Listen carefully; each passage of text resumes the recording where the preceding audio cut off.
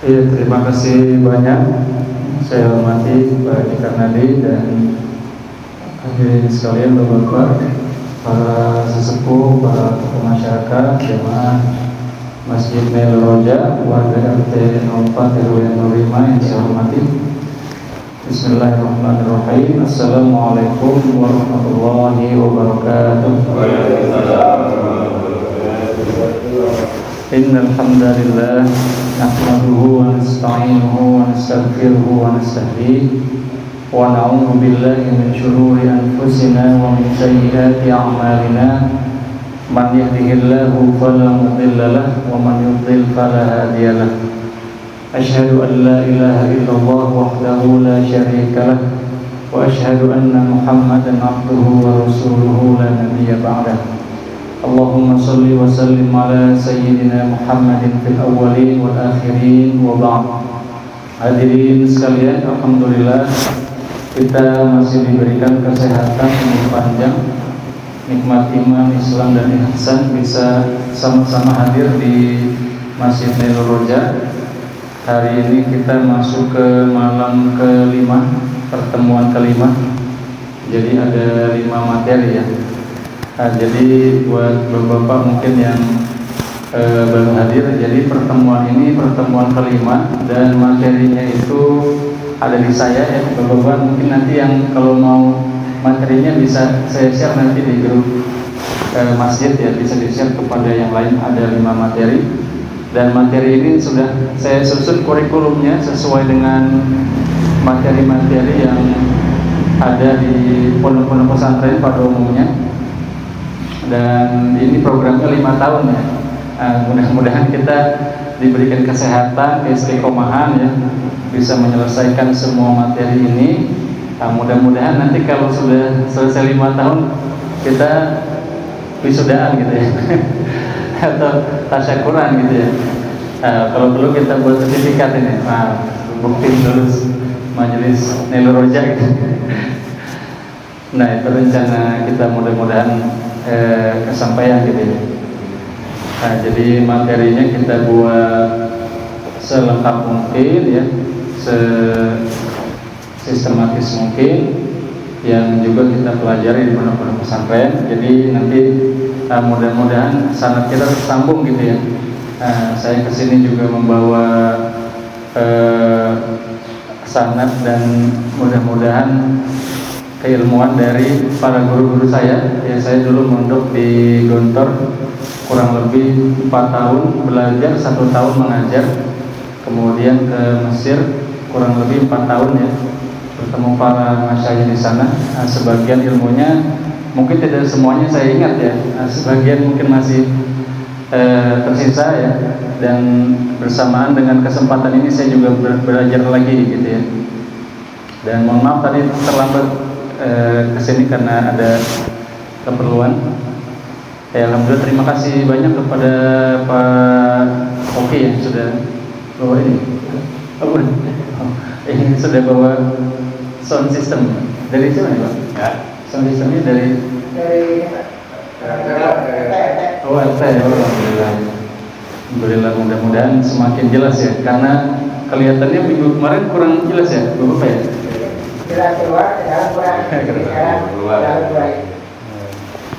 Ya, alhamdulillah, terima kasih banyak Bapak-bapak yang sudah memfasilitasi pertemuan kali ini.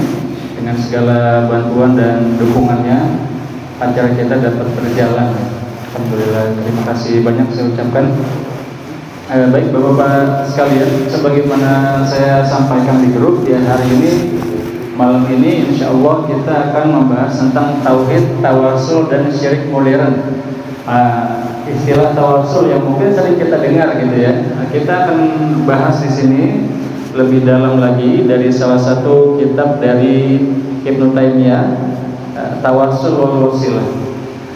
Apa itu tawasul ya, kita akan bahas, kemudian masuk nanti ke dalam syirik modern, karena kita masih dalam pembahasan tentang tauhid ya, tauhid keimanan kepada Allah Subhanahu wa taala. Nanti karena kita masih di dalam pembahasan tentang rukun iman gitu ya. Nanti pembahasan selanjutnya masuk ke rukun Islam dan lain sebagainya. Baik Bapak-bapak sekalian, kembali kepada tauhid ya. Tauhid ini kan adalah inti ajaran Islam, bahwa tidak ada Tuhan selain Allah Subhanahu wa taala. Nah, kemudian karena ini sangat jelas ya, tidak ada Tuhan kecuali Allah. Jadi agama kita itu tauhid sangat jelas. Kita menyembah hanya kepada Allah Subhanahu wa taala.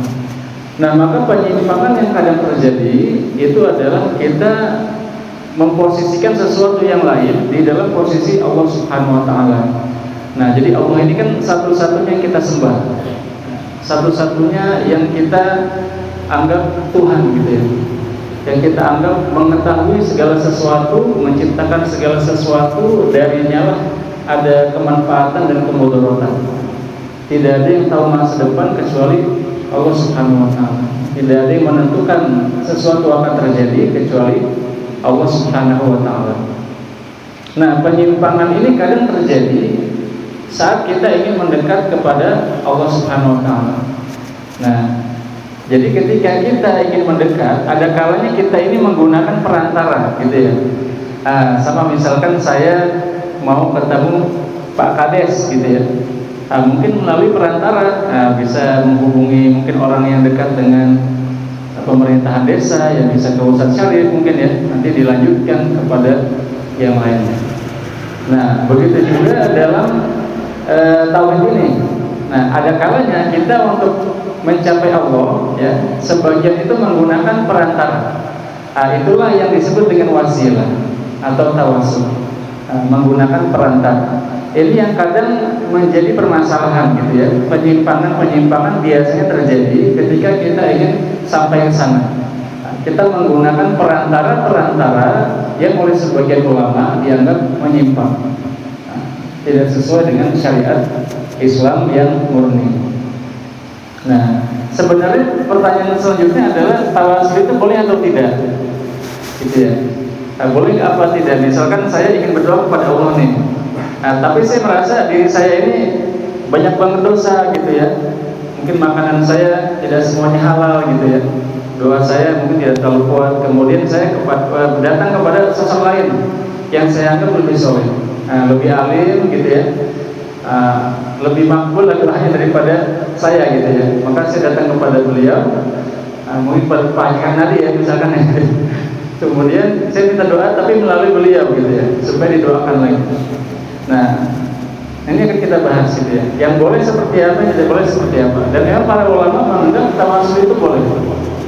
Nah, kan dalam Al-Quran disebutkan, ya ayyuhalladzina amanu taqullaha wabtaghu ilaihil wasilah. Wahai orang-orang yang beriman, bertakwalah kepada Allah dan carilah kepadanya itu wasilah. Nah, cari wasilah menuju kepada Dia, kepada Allah Subhanahu wa taala. Nah, wasilahnya melalui apa hadirin sekalian? Ini akan dibahas oleh Ibnu Taimiyah dalam kitab ini, yang kita nanti akan bisa membedakan mana yang syar'i, mana yang bid'ah, ya sesuatu yang dianggap ajaran baru, tidak ada dalam Al-Quran dan hadis. Kemudian yang ada juga nanti yang sampai ke level syirik gitu ya. Masuk ke dalam kategori menyekutukan Allah Subhanahu wa taala. Nah, Ibnu Taimiyah ini sosok yang kadang sebagian membahasnya secara kontroversial gitu ya. Sebagian menganggap Ibnu Taimiyah ini terlalu meniadakan tawasul, jadi tidak boleh tawasul sama sekali. Padahal tidak ya. Nah, beliau membahas bahwa ada tawasul yang boleh, ada yang tidak. Nah, jadi yang dibahas nanti kita akan bahas yang dibolehkan secara syar'i, yang jelas ada dalam Quran dan hadis gitu ya. Yang Nabi Muhammad sendiri mengajarkan, bahkan juga para ulama, para khalifah juga nanti ada yang juga bertawasul. Nanti akan kita bahas lebih dalam lagi. Nah, sedangkan nanti yang tidak dibenarkan adalah yang tidak sesuai dengan Quran dan hadis dan lain sebagainya. Nah, jadi yang intinya kita ingin membedakan nih dalam kajian ini gitu ya, mana yang syar'i, mana yang tidak, mana yang boleh, mana yang tidak, sehingga kita tidak nanti melenceng dari ajaran yang benar. Nah, sebagaimana saya bahas tadi, jadi secara bahasa ya, al-wasilah artinya perantara. sesuatu yang digunakan untuk mendekat kepada sesuatu. Nah, dan dalam istilah kita malam ini ya, tawasul itu sesuatu yang kita gunakan untuk mendekat kepada Allah Subhanahu wa taala. Nah, ya, jadi kita sering menggunakan istilah tawasulan. Nah, tawasul ini biasanya kan dengan tilawah Quran, ya. Kemudian salawat-salawat. Nah, itu sebenarnya yang disyariatkan, yang dibolehkan dalam syariat gitu ya.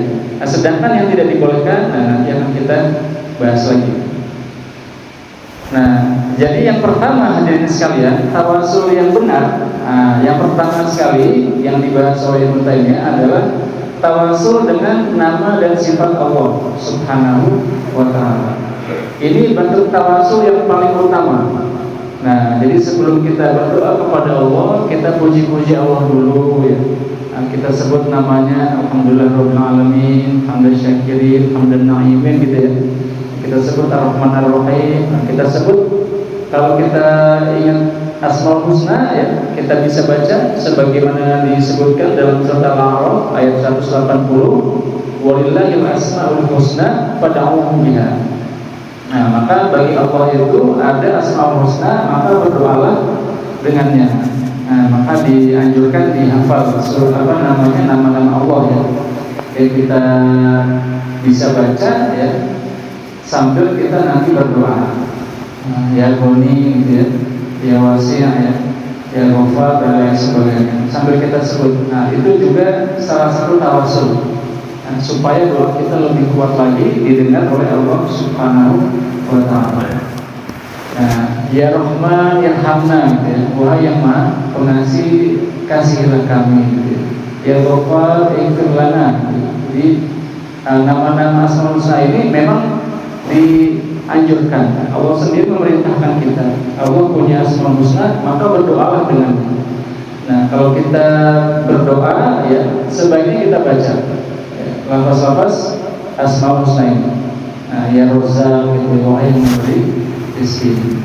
Nah, maka biasanya di madrasah-madrasah disuruh hafal gitu ya, atau di TK juga disuruh hafal. Nah, ini baiknya juga kita menghafal. Biasanya ada di YouTube gitu ya. Nah, Asmaul Husna yang pakai lagu.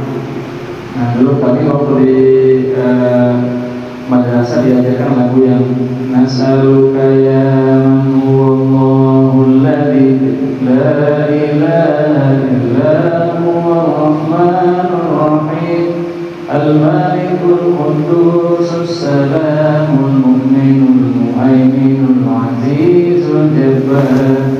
Nah, dulu kita gak ngapalin langsung, jadi diputar terus lagunya gitu ya. Nah, kita baca sama-sama sebelum sholat duha gitu ya. Itu lama-lama hafal sendiri gitu ya. Nah, cuman kadang kalau udah lama nggak diulang lupa lagi. Nah, itu bagus juga kita hafal untuk tawasul kita. Nah, sebelum kita doa, kita baca dulu nih Asmaul Husnanya ya, memperkuat lagi doa kita sebagaimana diperintahkan Allah dalam surat Al-A'raf ayat 180 tersebut. Nah, selain dengan Asmaul Husna dan sekalian, ini yang sudah jelas ya, Allah sendiri perintahkan kita bertawasul menggunakan Asmaul Husna. Jadi ini yang paling syar'i. Nah, kita bisa gunakan.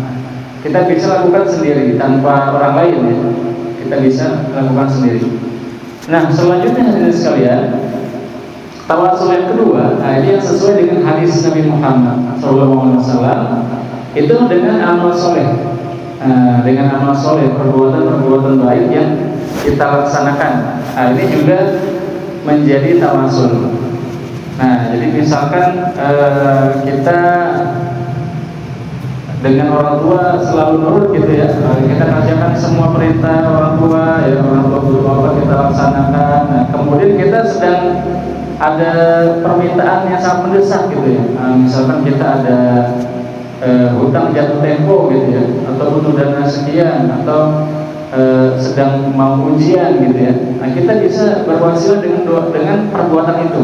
Nah, ya Allah, saya ini sudah banyak turut perintah orang tua saya gitu ya, saya selalu nurut di semua apa yang saya lakukan gitu ya. Ya Allah, kabulkan doa saya. Itu boleh ya.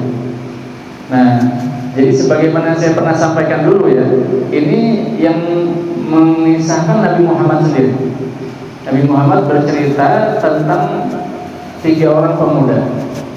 Nah, ini hadisnya panjang ya. Kalau bapak penasaran bisa cari nanti di Google ya. Hadis 3 pemuda yang terjebak di sebuah gua. Jadi 3 pemuda ini mereka jalan-jalan gitu ya ke sebuah bukit sampailah ke sebuah gua. Nah, karena mereka ingin beristirahat, mereka pun masuk ke gua tersebut. Tapi tiba-tiba gua itu tertutup oleh batu besar. Nah, akhirnya 3 pemuda ini bingung gitu ya, karena batunya itu didorong tidak terbuka. Nah, kita bisa bayangkan misalkan kita dari sebuah gua ya tidak bisa keluar. Nah, kalau sehari sih mungkin masih kuat ya, nahan lapar gitu ya. Tapi kalau seminggu bisa-bisa meninggal di situ ya, karena tidak ada suplai makanan. Akhirnya 3 pemuda ini hadirin sekalian dalam kisah Nabi tersebut, akhirnya ketiga orang ini berdoa. Nah, akhirnya apa hadirin sekalian? Masing-masing bertawasul dengan amal solehnya masing-masing. Nah, pemuda pertama dia bertawasul dengan birrul walidain, dengan bakti dia kepada orang tua. Dia sambil berdoa sambil menyebut, ya Allah, saya ini selalu nolong orang tua saya sudah tua, selalu saya bantu ya, saya rawat, perintahnya saya kerjakan, saya sayangi orang tua saya gitu ya. Nah, kemudian setelah berdoa, dia di akhir doanya dia mengatakan, ya Allah, tolong kami bukakan pintu gua ini. Akhirnya dia dorong aja sekalian, itu pintunya terbuka sedikit. Yang tadinya dia dorong-dorong gak terbuka ya, dengan izin Allah, ternyata dengan dia bertawasul dengan amal solehnya, Allah dengar dan Allah kabulkan. Itu pintu terbuka sedikit, tapi belum terbuka semua gitu. Nah, pemuda kedua doa juga. Nah, dia itu tawasul dengan menjaga amanah. Nah, jadi dia diamanahi sejumlah harta gitu ya, dia tidak sentuh sama sekali, dia jaga amanah tersebut, dia sampaikan kepada pemiliknya yang berhak. Nah, setelah dia doa, dia ceritakan amal soleh dia berdoa, ya Allah, tolong kami bukakan pintu gua ini. Dia dorong lagi sekalian, terbuka sedikit lagi. Ternyata Allah kabulkan gitu ya, dengan wasilah amal soleh tersebut. Ayat ketiga ini dia itu bertawasul dengan menjauhi zina.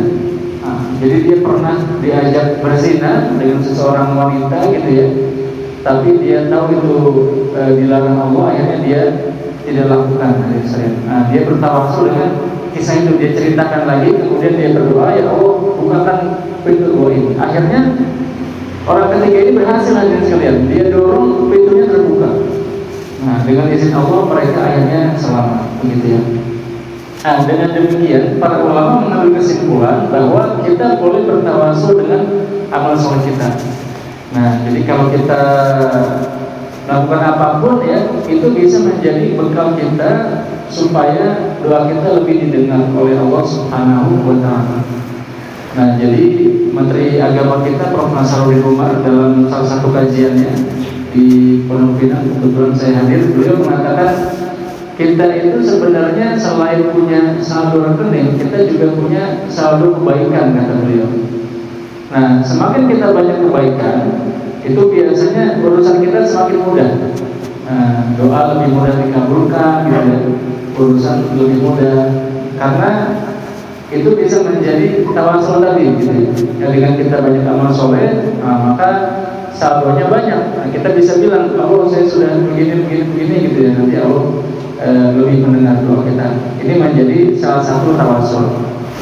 Nah, jadi sudah ada 2 yang sekalian yang kita bahas. Pertama, tawasul dengan Asmaul Husna, dengan nama-nama Allah, ya, sifat-sifat Allah. Yang kedua, tawasul dengan amal soleh. Nah, jadi ini tawasul yang diajarkan dalam hadis Nabi Muhammad SAW.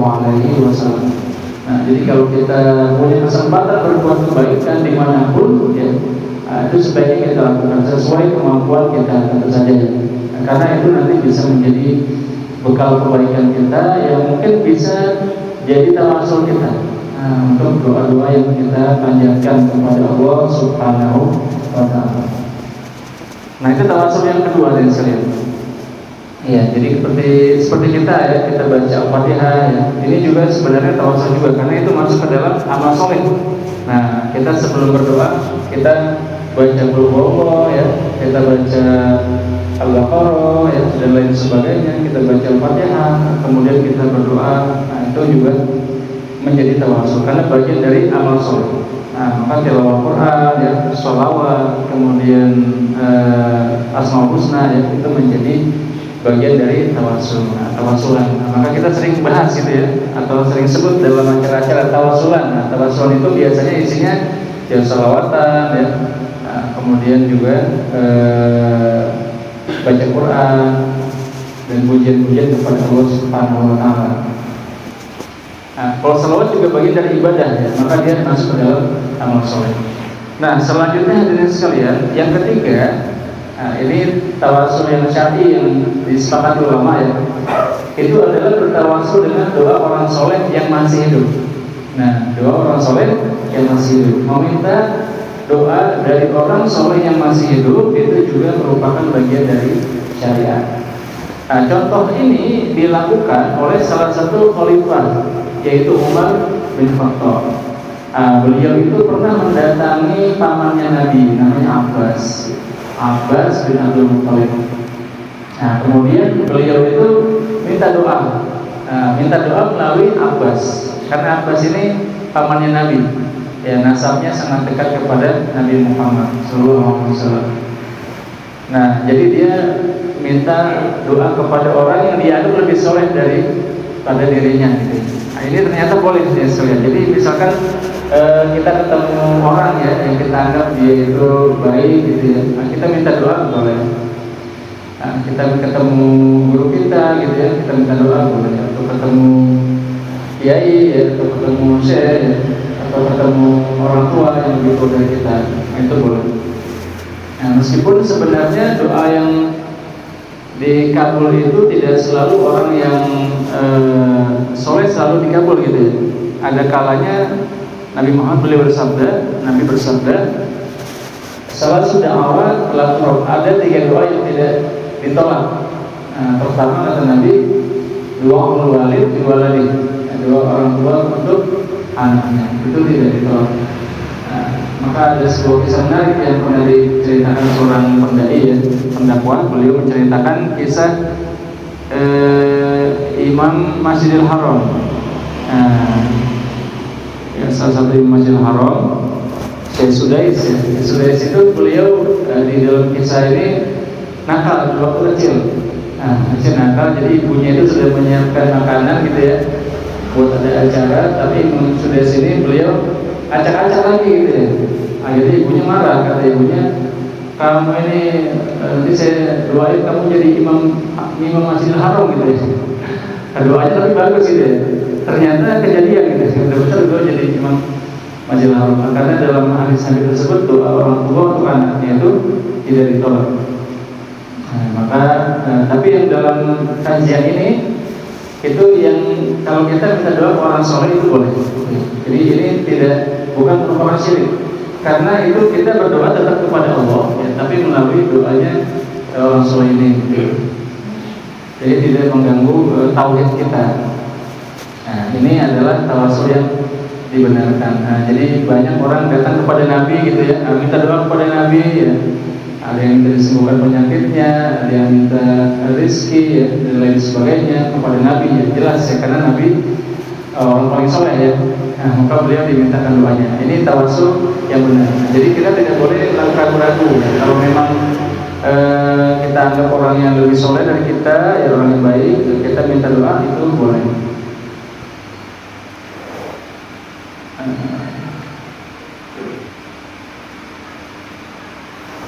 Nah, jadi yang penting ya di penjelasan Ibnu Taimiyah adalah kita itu fokusnya tetap kepada Allah. Nah, jadi meskipun kita tadi dengan Asmaul Husna ya, dengan amal soleh atau dengan doa orang soleh, tapi yang kita harus ingat adalah intinya semua dari Allah Subhanahu wa Ta'ala. Nah, jadi fokus tauhid kita ya, doa kita tidak boleh berubah. Jadi harapan ya, ketundukan mutlak hanya kepada Allah Subhanahu wa Ta'ala. Nah, kemudian ada yang diperdebatkan di sana. Diperdebatkan itu salah satunya adalah bagaimana jika kita bertawasul dengan zat orang soleh itu. Ya Allah, kabulkanlah doaku dengan zat orang soleh ini, dengan zat si fulan, si syekh tersebut atau ustaz tersebut. Ini hal yang diperdebatkan. Sebagian ulama berpendapat tidak dibolehkan, karena seperti seolah-olah syirik, tapi kalau minta dengan doanya saja boleh, tapi dengan zat si orangnya itu jadi khilafiyah atau perdebatan. Nah, jadi sebaiknya ya tidak dilakukan untuk menjaga kehati-hatian kita. Nah, kemudian yang dilarang ya dalam kitab Ibnu Taimiyah tersebut yang perlu kita ketahui adalah meminta kepada orang yang sudah mati. Nah, ini yang kadang terjadi ya. Kita pernah dengar ada yang ke makam gitu ya, ke makam kemudian mungkin dia minta doa tapi melalui si mayat tersebut gitu. Nah, ini juga yang dilarang. Wala yud'a ghairi la nabiyyun wala ghairu. Intinya kita tidak boleh berdoa kecuali kepada Allah Subhanahu wa Ta'ala. Bahkan kita tidak boleh berdoa kepada Nabi. Nabi pun hanya berdoa dan minta juga kepada Allah Subhanahu wa Ta'ala. Nah, apalagi kita menganggap bahwa dengan kita ke makam gitu ya, ini si mayit bisa membantu kita diterima doanya gitu. Padahal mayit tersebut juga sudah terputus amal ibadahnya, tidak bisa lagi melakukan amal ibadah. Nah, maka ini yang perlu kita hati-hati. Ini tawasul yang dilarang. Ya. Boleh minta doa kepada orang soleh, tapi sedang masih hidup. Tapi kalau sudah meninggal, melalui makamnya itu tidak. Ya kalau kita sekadar datang ya menunjukkan cinta kita kepada sang mayit ya, almarhum yang sudah wafat, itu boleh saja. Menunjukkan cinta kita, mendoakan dia, itu boleh saja. Tapi kalau menjadikan dia tawasul ya, supaya diterima doa, itu yang dilarang itu. Kita berdoanya tetap kepada Allah, meminta kepada yang soleh. Malah sebenarnya kita yang mendoakan mereka juga gitu ya, supaya diterima ibadahnya, diampuni dosanya dan lain sebagainya. Nah, ini yang perlu kita ingat, tawasul yang dilarang. Meskipun kalau kita lihat kadang memang ada kaitannya dengan ziarah makam ya. Ziarah makam itu boleh jadi sekalian. Boleh. Jadi ada sebuah hadis Nabi bersabda, "Kuntu mana'tuhu man ziyaratil kubur." Dulu aku melarang kalian ziarah kubur. Fazuruha. Tapi sekarang aku bolehkan, maka kunjungilah. Maka Nabi memerintahkan juga kita berziarah kubur. Yang penting jangan sampai kita berdoa kepada si mayit, ya jangan sampai kita menyembah si mayit. Kalau kita berdoanya tetap kepada Allah itu boleh. Karena memang para ulama kadang juga ziarah kubur ya. Para ulama juga tetap ziarah kubur. Bahkan kalau kita baca buku biografinya Gus Dur, Gus Dur itu suka ke makam mbahnya, Mbah Hasyim Asy'ari ya, ke makam bapaknya Mbah Hasyim. Beliau di sana biasanya semalam tuh, bermalam di situ gitu ya. Kalau istilah kita bertapa gitu, bersemedi gitu. Kalau orang Indonesia kan biasanya, orang Jawa biasanya punya keyakinan kita bisa menyerap energi gitu ya. Itu Gus Dur masih punya keyakinan seperti itu, jadi beliau bermalam di makam orang tuanya, tapi tidak berdoa kepada sang mayat gitu ya. Berdoa tetap kepada Allah Subhanahu wa Ta'ala. Itu juga menunjukkan cintanya kepada leluhurnya, kepada bapak dan kakeknya. Nah, ini yang perlu kita ingat, jangan sampai kita lupa ya. Ini tawasul yang terlarang. Jadi kalau mau bertawasul ya paling utama tadi dengan Asmaul Husna amal soleh ya, dengan sholat kita, tilawah kita, kemudian yang ketiga dengan doa dari orang soleh. Nah itu boleh, tapi yang tadi dilarang.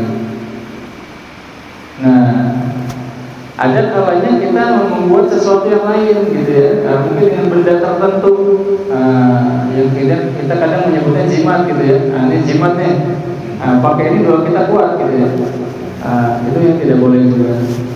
Jadi sesuatu yang bisa memberi manfaat secara langsung, kita anggap dia itu punya manfaat secara langsung ya, yang di luar logika ya, di luar logika kekuatan gaib lah, kita anggap kekuatan super gitu ya. Selain Allah itu juga dilarang. Jadi ini tawasul yang dilarang. Ya, jadi kita ini yang bisa merusak tauhid tadi. Jadi tauhid kan ada 3 kita bahas kemarin ya. Tauhid uluhiyah, rububiyah, asma wa sifat. Jadi tauhid pertama itu tauhid ketuhanan. Yang boleh disembah hanya Allah. Yang kedua rububiyah, yang memelihara kita, yang mencabut nyawa kita, yang memberi kita rezeki, itu hanya Allah. Nah ketika kita meyakini yang lain, ya misalkan air ini gitu ya, atau jimat ini menambah rezeki saya gitu ya, itu bisa menghilangkan tauhid kita yang rububiyah. Oh pemberi rezeki, pemberi manfaat, pemberi mudarat hanya Allah, itu bisa hilang tauhidnya. Karena intinya itu yang kita takutkan itu rusak tauhid yang rububiyah ini. Yang ketiga tauhid asma wa sifat, ya tauhid bahwa yang memiliki kekuatan tanpa batas ya, nama-nama paling maha kuasa hanya Allah Subhanahu wa ta'ala. Nah, bahkan meskipun itu seorang wali gitu ya. Jadi misalkan ada seorang wali ini, nah, kita anggap wali ini bisa memberikan manfaat, wali ini bisa memberikan rezeki gitu ya. Itu juga bisa menjadi syirik, bisa menghilangkan tauhid kita. Atau mungkin dukun gitu ya, orang pintar, karena si dukun ini bisa kasih rezeki gitu ya, dengan jimatnya gitu ya. Itu syirik, karena dia menghilangkan tauhid yang kedua, tauhid rububiyah, bahwa pemberi rezeki, pemberi manfaat hanya Allah Subhanahu wa ta'ala. Nah ini harus kita hindari hadirin sekalian. Nah takutnya kita tidak sadar gitu ya. Dia tetap sholat nih, tapi dia kedukun juga. Diambil jimat juga gitu ya. Dia anggap jimat ini pemberi dia rezeki. Maka Nabi bersabda, man ata arrafan fala yuqbal sholatahu arba'ina yawman. Barang siapa mendatangi dukun, tidak diterima sholatnya 40 hari. Percuma dia sholat, tapi dia kedukun, karena sholatnya tidak diterima. Kenapa? Karena dia merusak tauhid dia. Dia menyembah Allah, ya, menyatakan Allah Tuhannya, tapi meminta rezeki kepada yang lain, bukan kepada Allah Subhanahu wa ta'ala. Nah ini yang bisa merusak tauhid dua-duanya. Tauhid uluhiyah bisa rusak, rububiyah bisa rusak, asma wa sifat bisa rusak. Nah ini tawasul yang terlarang. Tadi kita bahas yang dibolehkan 3 tadi ya. Nah, dengan nama-nama Allah, dengan amal soleh, dan dengan doanya orang soleh. Ini yang dilarang, yaitu yang kalau kita menganggap bahwa ada pemberi manfaat langsung yang bisa memberi kita rezeki, memberi kita manfaat selain Allah Subhanahu wa ta'ala. Nah, karena dia bisa seolah-olah dia bisa mengatur takdir gitu ya. Misalkan kan banyak ya orang pintar, dia mengatakan oh nanti ini akan ada yang meninggal gitu ya, oh nanti akan terjadi kiamat tahun 2012 gitu ya. Oh, ternyata nggak kejadian gitu ya. Nah, kadang ada ustaz juga gitu ya, ustaz bilang nanti kiamat tahun sekian gitu ya. Nah, sebenarnya tidak ada yang tahu misalnya. Jadi yang tahu masa depan, yang gaib hanya Allah Subhanahu wa ta'ala. Nah, kalaupun dia mengatakan sesuatu, itu ya perkiraan dia saja, ya, tebak-tebakan dia saja. Nah, jangankan kita manusia, ya, kita mungkin ada yang mengaku tahu gitu ya. Bahkan jin saja pun tidak tahu. Nah, maka kalau kita baca surat jin, itu ada jin sendiri mengatakan wa anna la nadri al-warida bi am arada bi rabbuhum khairah gitu ya.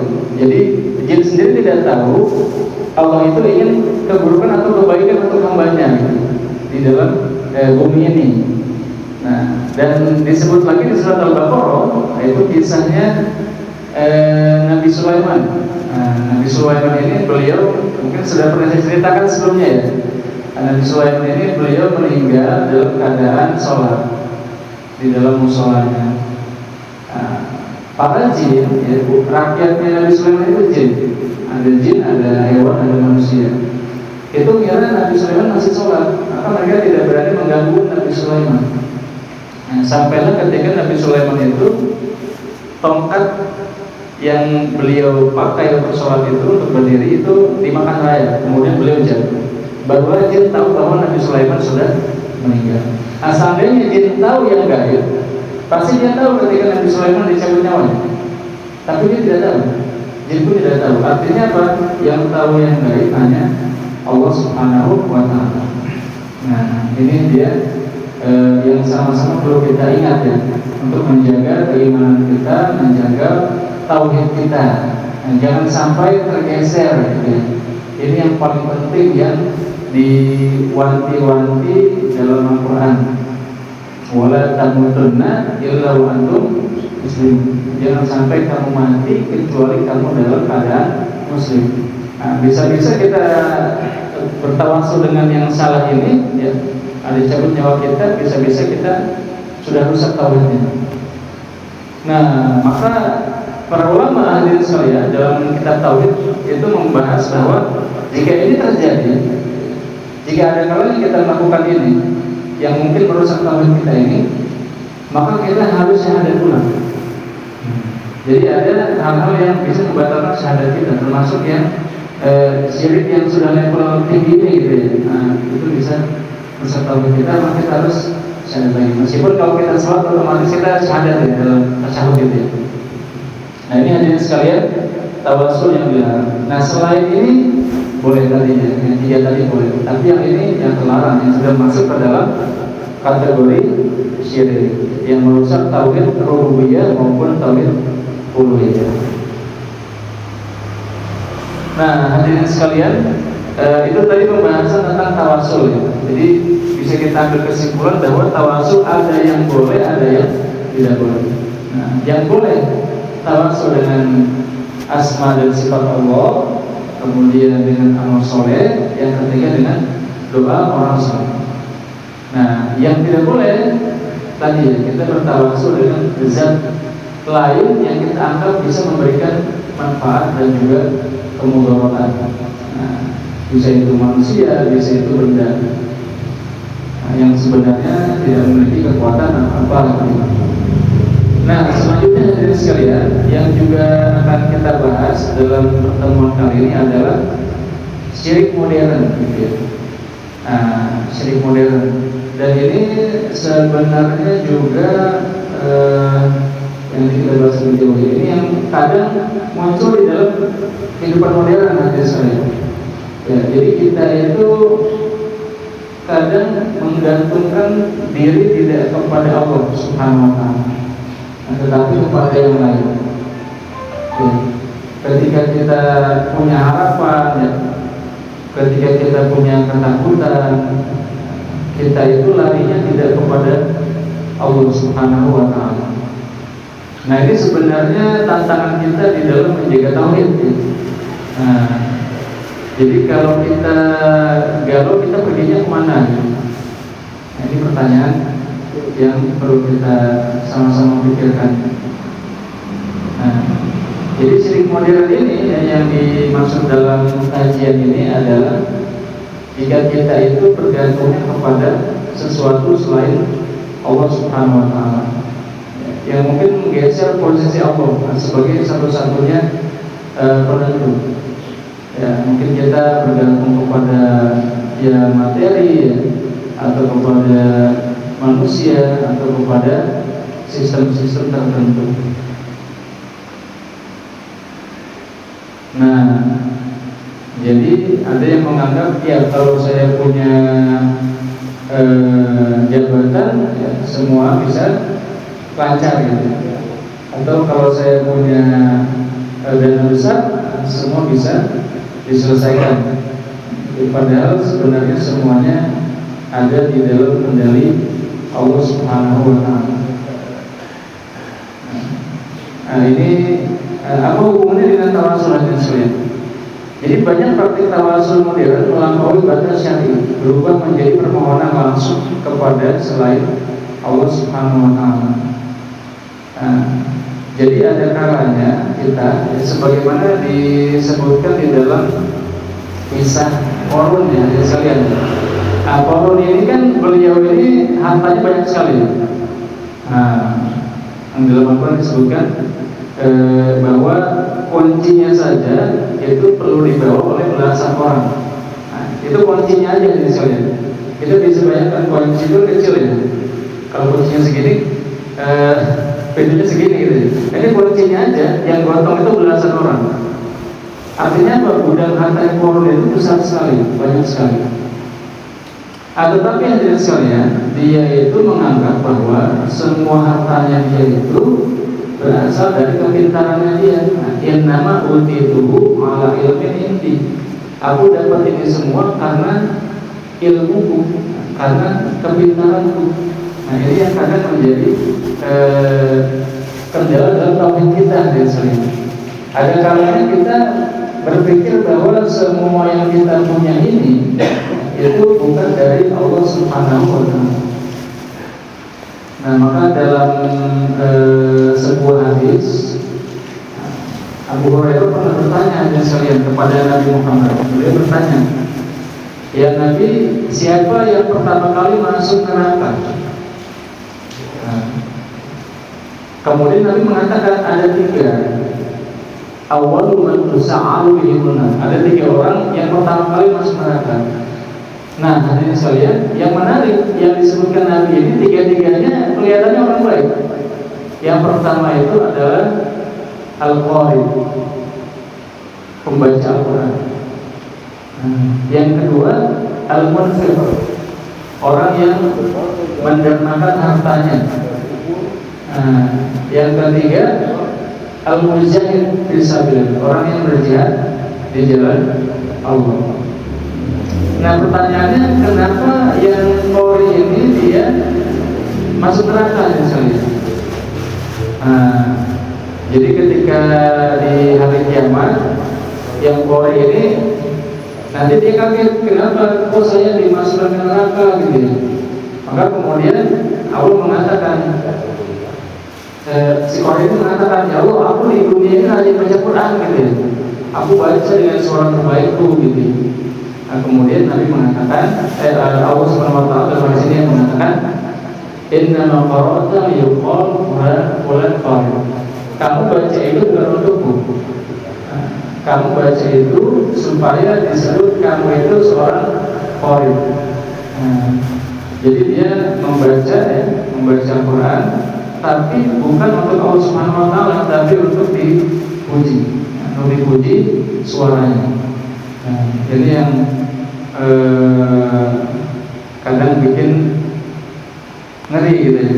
Jadi kita yang termasuk saya gitu ya, ketika menyampaikan sesuatu, nah harus sama-sama kita jaga keikhlasan gitu. Mudah-mudahan ini benar-benar lillahi ta'ala gitu. Karena takutnya nanti kalau dari lillahi ta'ala ya bisa-bisa ini misalkan seseorang gitu ya, dan dia ini melakukan banyak amal soleh ya, dia mengajar sana mengajar sini, tulis buku banyak gitu ya, bikin kuliah banyak gitu, ngasih kuliah banyak. Jangan-jangan dia melakukannya untuk dikatakan bahwa si fulan ini alim. Seperti tadi, dia baca Quran supaya disebut dia itu qari. Maka oleh Allah tidak diterima amalnya, ya dianggap dia itu menyekutukan Allah dengan orang lain gitu. Maka dalam hadis ini intinya adalah itu. Kemudian yang tadi munfiq, orang yang mendermakan hartanya. Nah, dia kasihkan hartanya banyak gitu ya. Dia sumbangkan ke masjid, sumbangkan ke kebutuhan masyarakat dan lain sebagainya, sumbangkan ke orang-orang yang membutuhkan. Nah, kemudian dia dari hari kiamat itu mengatakan ya, Ya Allah, aku infakkan semua hartaku sebisa aku, semampuku di jalanmu. Tapi Allah mengatakan innama fa'alta liyuqal fulan jawad. Tapi kamu melakukan itu hanya untuk dikatakan bahwa si fulan itu dermawan. Jadi dia melakukan yang bukan untuk Allah, tetapi untuk dikatakan bahwa si fulan itu dermawan. Nah, inilah hadirin sekalian yang Nabi menyebutnya sebagai asyirkul asghar, syirik kecil. Ya, Nabi bersabda, innama akhwafu in akhwafa ma akhwafu alaikum asyirku al-asghar. Hal yang paling aku takutkan terjadi pada kalian adalah syirik kecil.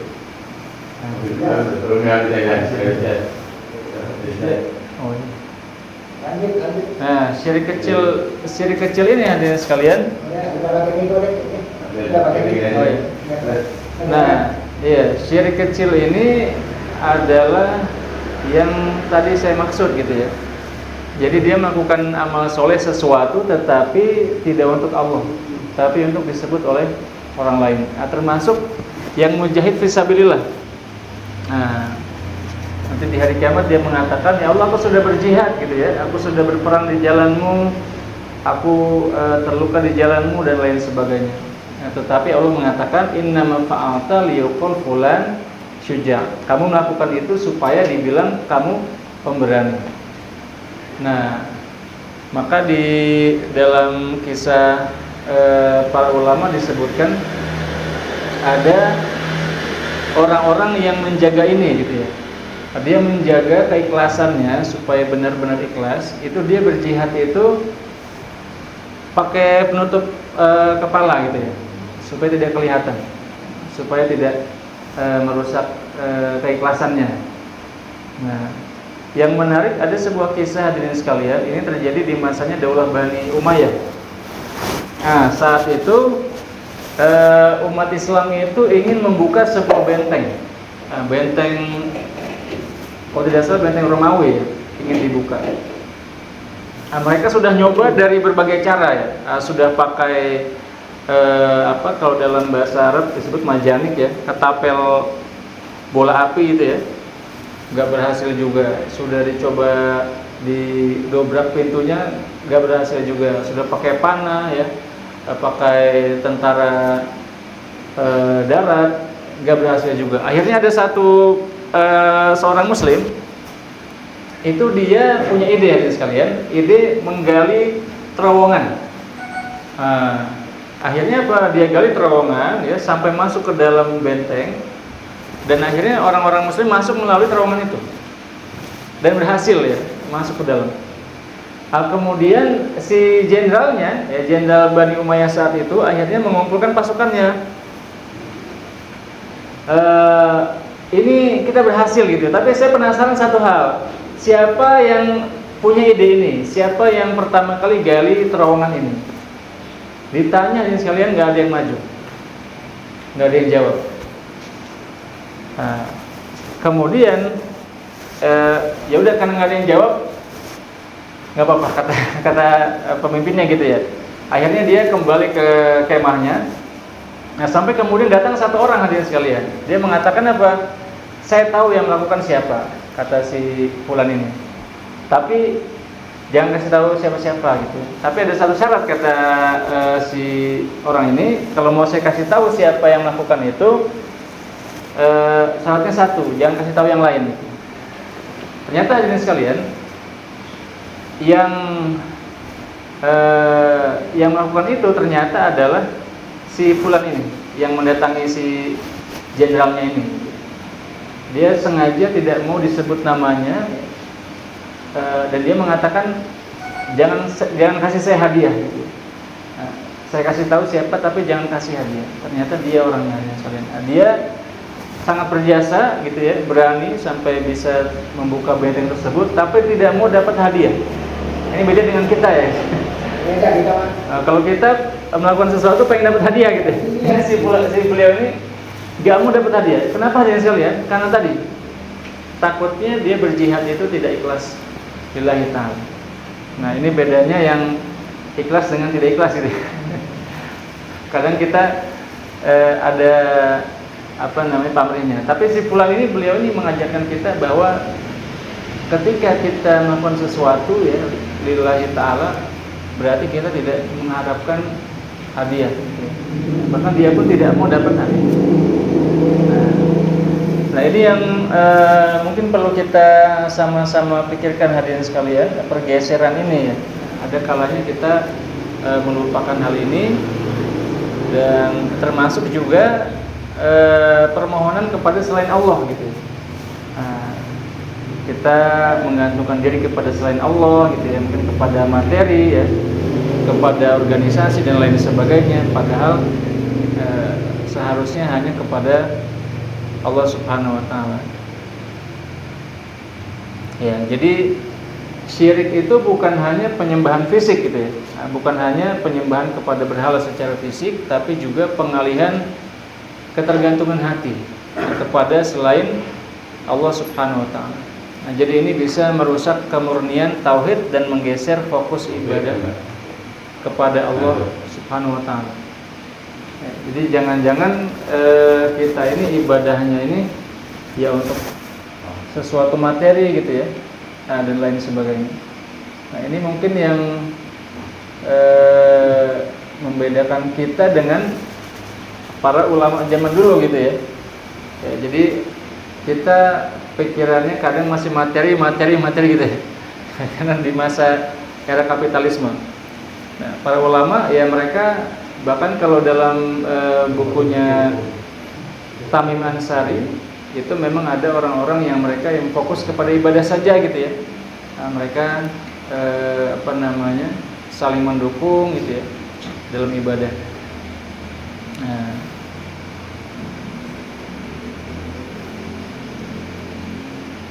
Nah, hadirin sekalian, Ibnu Taimiyah akhirnya membuat menggunakan kaidah sadduz dzara'i. Sadduz dzara'i itu artinya mencegah keburukan, melarang praktek yang bisa berpotensi menyimpang.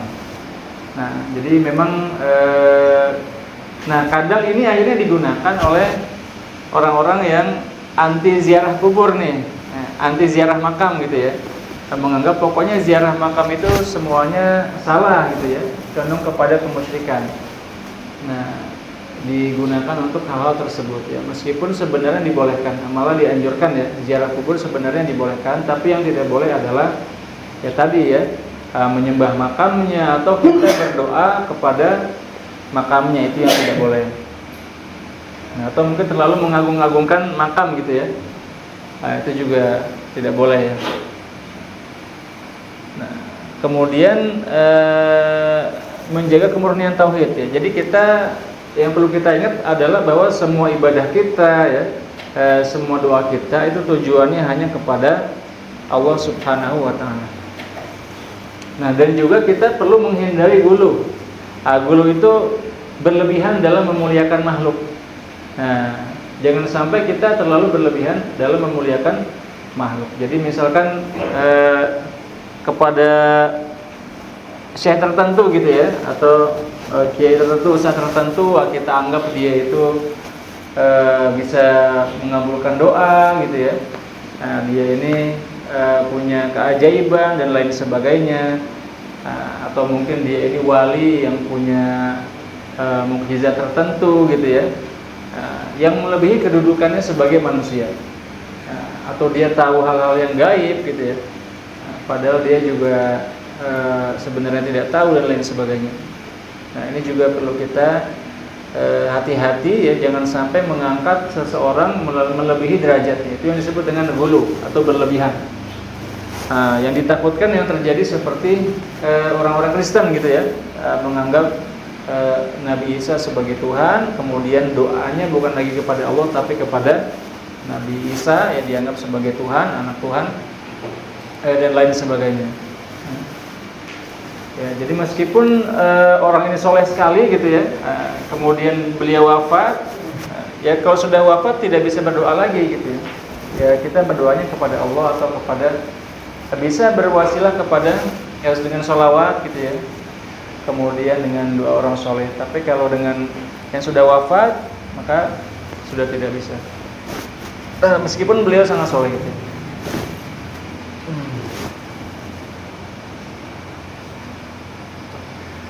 Nah, iya, ini yang kadang terjadi untuk konteks Indonesia ya. Nah, di Indonesia ini memang tantangan kita ada kecenderungan menyukai hal-hal yang mistis gitu ya. Orang Indonesia ini suka hal yang mistis.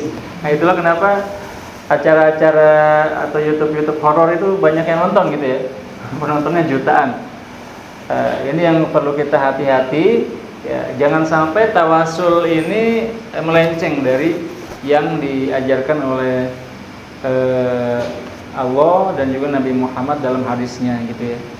Nah, sehingga kita tidak melenceng ya dari ajaran yang benar gitu ya. Nah, dan kita perlu kritis gitu ya. Kalau ada orang yang mengaku nih ke saya ini gitu ya, itu pasti terkabul doanya. Ya, kita perlu kritisi juga gitu. Nah, yang bisa mengabulkan doa hanya Allah. Dan kalau memang dia orang soleh, ya mungkin bisa membantu gitu ya. Tapi intinya yang menerima, yang mengabulkan adalah Allah Subhanahu wa taala, dan kita pun bisa menggunakan wasilah sendiri ya, sebagaimana tadi dalam hadis Nabi ya, dengan amal soleh kita, dengan juga sholawat kita, tilawah Quran kita, dan juga membaca Asmaul Husna gitu ya. Nah, jadi termasuk kalau kita menemui orang-orang yang mungkin melenceng gitu ya, kita perlu waspada, perlu hati-hati. Karena ada kalanya ini kan karena pergaulan gitu ya. Jadi ada kata-kata ulama, su'ul khuluqi yu'di. Perilaku buruk itu kadang menular. Nah, jadi kita perlu hindari. Nah, termasuk yang pernah saya bahas seperti ramalan bintang gitu ya. Ramalan bintang. Nah, ketika kita sudah belajar, kita harus ingat nih bahwa yang tahu masa depan hanya Allah gitu ya. Nah, bukan ramalan bintang gitu. Ramalan bintang mungkin dia bisa nebak-nebak, memperkirakan gitu ya. Tapi intinya yang tahu masa depan hanya Allah Subhanahu wa taala. Kalau Allah berkehendak terjadi, maka terjadi. Kalau tidak, maka tidak. Nah, jangan sampai kita apa-apa lihat ramalan bintang gitu ya, nunggu-nunggu ramalan bintang. Tapi kita harus yakini bahwa sesuai doa kita, sesuai amalan kita, maka Allah akan memberikan hal tersebut gitu ya. Bukan tergantung pada ramalan bintang atau ramalan dukun gitu ya. Nah, ini yang perlu kita lihat terutama di Indonesia ya. Nah, hadirin sekalian, itulah pentingnya tauhid. Nah, pentingnya kita belajar ya agar praktek tawasul ini bisa kita jalankan sesuai syariat ya, yang murni, yang benar ya. Tidak melenceng dari ajaran yang benar. Nah, inilah pentingnya ilmu sebelum amal. Nah, jadi kita kalau nanti diajak tawasul, kita sudah ngerti nih, oh tawasul itu maksudnya gitu. Oh, tawasul yang benar itu dengan tadi 3 hal tadi gitu ya. Atau tawasul yang salah dengan tadi perantara yang tidak dibenarkan dalam syariat.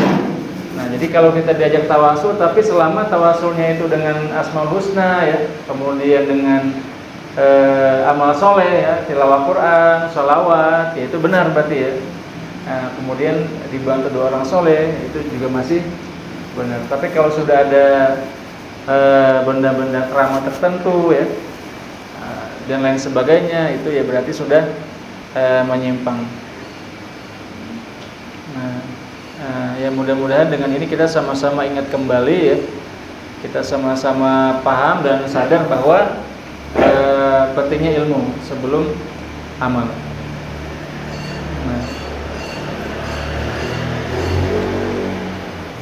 Ya, jadi hadirin sekalian, ini kesimpulan umumnya sementara ini bahwa tawasul itu bagian dari tauhid. Tawasul itu ajaran Islam juga ya, sudah disebutkan dalam Al-Qur'an, disebutkan juga dalam hadis yang kita boleh praktekkan. Nah, tetapi harus dilakukan dengan benar, sesuai syariat. Nah, berdasarkan dalil yang sahih. Yang tadi berdasarkan Al-Quran tadi ya, walillahil asmaul husna fad'uhu biha. Allah memiliki asmaul husna, maka berdoalah dengannya. Nah, dan tadi tentang 3 pemuda tadi ya di dalam goa. yang mereka bertawasul dengan amal solehnya. Jadi kita bisa, misalkan kita punya keinginan nih hadirin sekalian, kita mau sesuatu, kita ada harapan sesuatu. Nah, kita bisa perkuat doa itu dengan amal soleh kita. Nah, mungkin kita perbanyak doa kita perbanyak tilawah kita perbanyak sholat kita ya.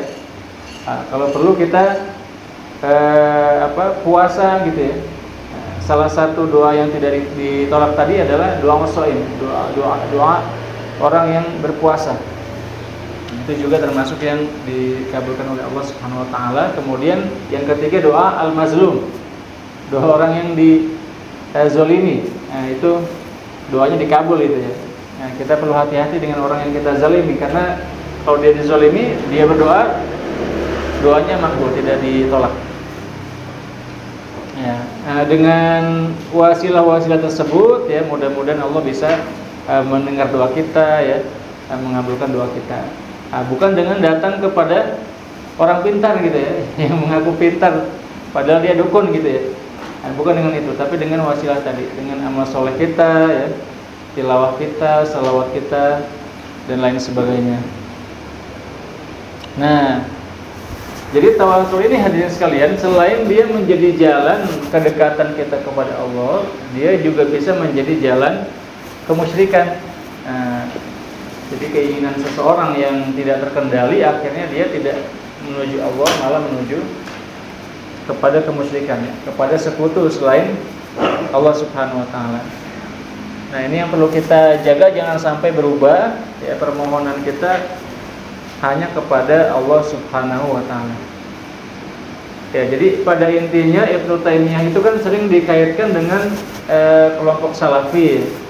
Orang yang suka mengelompokkan kelompok menyebutnya Salafi ini orang yang suka mengkafir-kafirkan gitu ya. Nah, pada intinya sebenarnya tujuan beliau adalah pemurnian, pemurnian ajaran Islam. Jangan sampai tercampur dengan hal-hal yang berbau syirik ya, khurafat dan lain sebagainya. Jadi istilah bahasa Arabnya adalah tasfiyah, penyucian, penyucian tauhid kita ya, dari ajaran-ajaran yang menyimpang. Nah, sebenarnya intinya itu ya, intinya supaya tidak terjadi penyimpangan. Nah, meskipun sebagian orang akhirnya mengomentari secara berlebihan gitu ya. Jadi sebenarnya Ibnu Taimiyah ini beliau nanti punya murid namanya Muhammad bin Abdul Wahhab ya. Meskipun jaraknya jauh ya, tapi yang melanjutkan pemikiran beliau namanya Muhammad bin Abdul Wahhab. Beliau ini memang dari daerah Saudi Arabia. Kemudian beliau berdakwah di daerah sekitar Saudi Arabia, kemudian bertemu dengan pemimpin kabilah di Najd namanya Ali Saud. Nah, kemudian mereka akhirnya join nih. Ali Saud punya kekuatan militer, Muhammad bin Abdul Wahhab punya ilmu agama. Akhirnya mereka bergabung. Kemudian nanti anaknya Muhammad bin Abdul Wahhab menikah dengan anaknya Ali Saud. Nah, maka lahirlah leluhur dari raja-raja Saudi Arabia yang sekarang King Raja Abdullah ya, Raja Faisal, sekarang Raja Salman ya. Itu masih keturunannya Muhammad bin Abdul Wahhab dengan Ali Saud, yang kemudian mereka ingin memurnikan ajaran Islam. Maka akhirnya banyak makam-makam itu yang tidak lagi ada sekarang, sebagian dihancurkan, termasuk ya rumahnya Sayyidah Khadijah ya. Jadi makam-makam yang lain sudah tidak ada, hampir semuanya tidak ada. Yang dijaga ada 3 sekarang di Masjid Nabawi ya, makam Nabi Muhammad, Abu Bakar dan juga Umar. Makam Utsman pun orang-orang berpendapat ada di Baqi. Tapi Baqi itu yang di sebelah Masjid Nabawi itu makamnya tidak ada namanya. Nah, itu saking orang-orang Saudi itu antisipasi orang-orang terlalu mengkultuskan makam gitu ya. Jadi dan sebagian akhirnya menganggap itu makam itu tidak boleh dikunjungi gitu ya. Padahal sebenarnya masih boleh. Dan akhirnya para ulama jadi 2 kubu nih hadirin sekalian. Ada yang kubu pro makam, ada yang kubu anti makam. Itu yang kadang jadi pro kontra, bahkan sampai di Indonesia ya, kadang menjadi perdebatan. Padahal intinya sebenarnya itu menjaga kemurnian tauhid itu ya.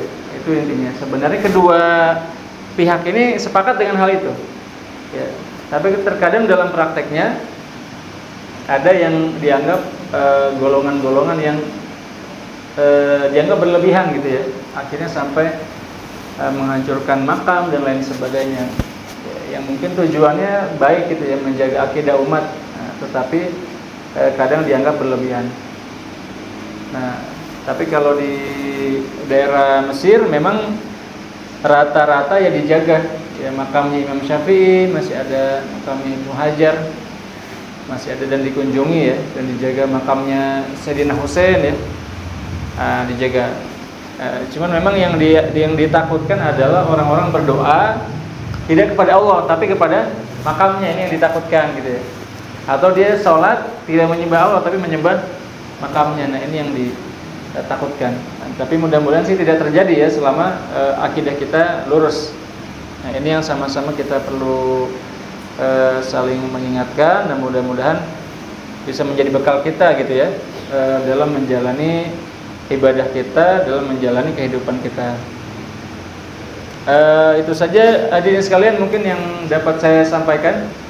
Terima kasih banyak saya ucapkan atas partisipasinya, atas perhatiannya. Kurang lebihnya saya mohon maaf. Kalau ada yang mau didiskusikan boleh juga gitu ya, atau di komentari, ada yang mau ditanyakan boleh juga. Silakan, sementara tadi yang belum ada yang bertanya. Karena kalau orang tidak bertanya berarti udah paham. Kalau nggak bertanya berarti pengen tahu. Menurut kita